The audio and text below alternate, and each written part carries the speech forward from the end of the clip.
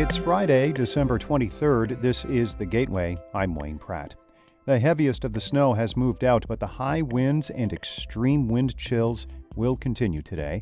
This Arctic blast is playing havoc with holiday travel plans for many, including Springfield, Illinois resident Krista Austin. She was among several passengers dealing with flight delays yesterday at St. Louis Lambert International Airport. Frustrated, sad, disappointed, looking to see if driving is an option. We don't know, so we're looking. Airport officials are advising people planning to fly out today to check with their airline. And travel on the roads is not a sure thing. The high winds continue to blow. Yesterday's snow and the cold temperatures are making the treatment put out by road crews less effective. But AAA Missouri spokesman Nick Chabaria says more than 7 million people will likely be traveling on the roads of Missouri and Illinois between today and January 2nd. We expect that to still stay on track. What it may do is it may condense the days that folks travel. Typically Friday and Saturday, are expected to be the busiest travel times in the afternoon and the evening hours. Chabaria says many travelers who planned to hit the roads yesterday likely delayed those plans by a day or two. The bone-chilling temperatures that arrived yesterday will likely be short-lived. Wind chills of 30 below have hit the area, but the temperature should rebound quickly. Kevin Deitch is a meteorologist with the National Weather Service in St. Louis. The good news is by Christmas, we'll be in the low to mid-20s, so we could go from extreme cold at the Christmas holiday to above normal by the New Year's holidays. Deitch says temperatures next week might be in the 50s. He says those trends are likely to hold on through the new year. In other news, work schedules will look different for the men and women of the St. Louis County Police Department starting Christmas Day. St. Louis Public Radio's Rachel Lippman has more on the change to 12-hour shifts. Right now, the department's 500-plus patrol officers work 10-hour shifts. Starting 6 a.m. on December 25th, they will begin working 12 hours at a time. 12 hours is a longer working day, but it gives officers more days off, says Captain Brian Shellman, the commander of the department's research bureau. And he says the 12-hour shifts are easier for the department to staff. You're filling 2 shifts rather than filling 3 shifts because obviously 10 doesn't go into 24 evenly. So it takes less bodies in the division of patrol to pull off the 12-hour shifts. 12-hour shifts were one of the recommendations of the Teneo report. I'm Rachel Lippman, St. Louis Public Radio. New data from the U.S. Census Bureau shows Illinois lost more than 140,000 residents over the past 2 years. The agency's annual estimate of population change shows the decrease between April of 2020 to July of this year. Illinois had the third highest population loss behind California and New York. The same data shows Missouri saw an increase of about 5,000 residents over that time period. The U.S. Department of Agriculture expects national farm income to increase nearly 14% from last year to a record $160 billion. Even adjusted for inflation, that's the highest since 1973. The windfall comes after a challenging year. Drought, bird flu, and high input prices made it expensive and difficult to run a farm.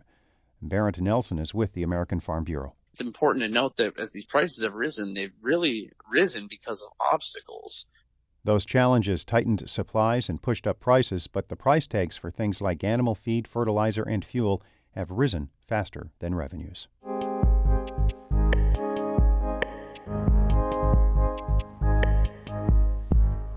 St. Louis welcomed more than 700 refugees over the past year who fled Afghanistan after Taliban fighters seized control of their homeland.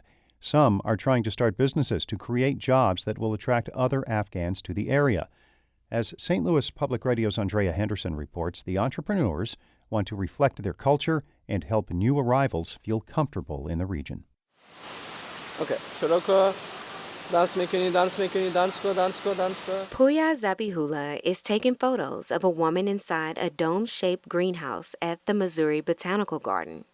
She's near a waterfall where he directs her to walk toward the cycads and pose. The 21-year-old Afghan refugee enjoys taking portraits, birthday, or engagement shoots, but he started a business to pursue his passion, wedding photography. Zabihullah became interested in photography as a teenager. His family left Kabul, Afghanistan in 2010 and moved to Turkey. While there, his family sought help from the United Nations and came to St. Louis in August 2021. They chose the city because they knew people in the region would help them. He's still learning to speak English, so he spoke recently through Moji Siddiqui. She works for the International Institute of St. Louis and manages programs to help Afghans. When he first came to St. Louis, they were busy taking programs and services at the International Institute, from like financial literacy classes to beginner English classes. Last year, the International Institute created the Afghan Community Support Program to assist new arrivals with housing, employment, and their basic needs. Areo Benson is CEO of the Institute. He says the program can help St. Louis, which has seen a significant decline in population over the past few decades.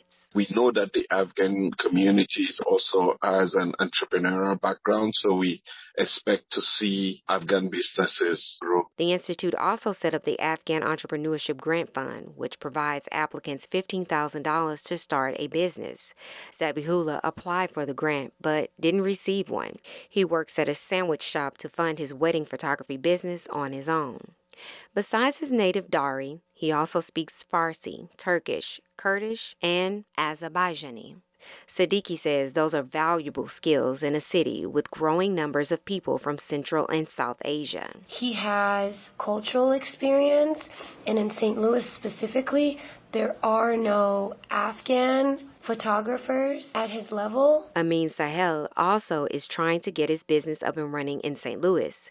He and his family resettled in the region from Kabul in June 2021.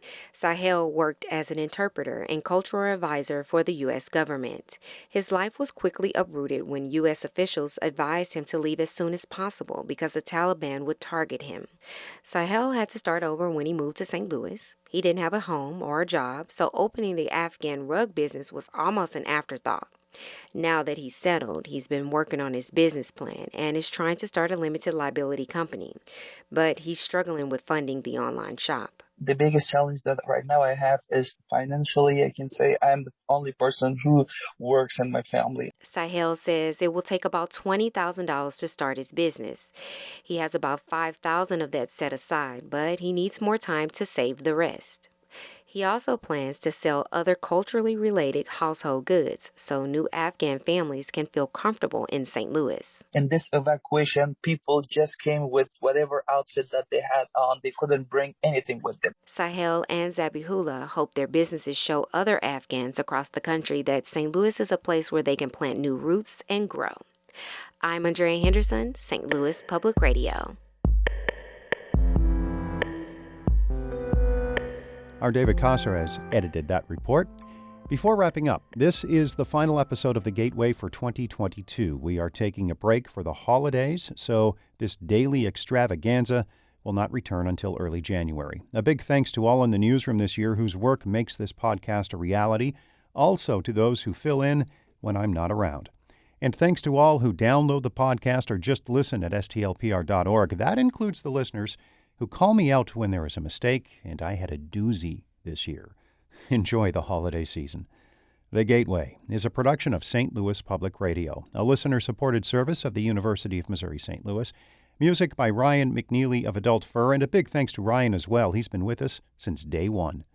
I'm Wayne Pratt. Support comes from the Missouri Forest Products Association, saluting Earth Day on April 22nd with an ongoing commitment to help offset carbon emissions with sustainable harvesting of Missouri forests. Details at choosewood.com.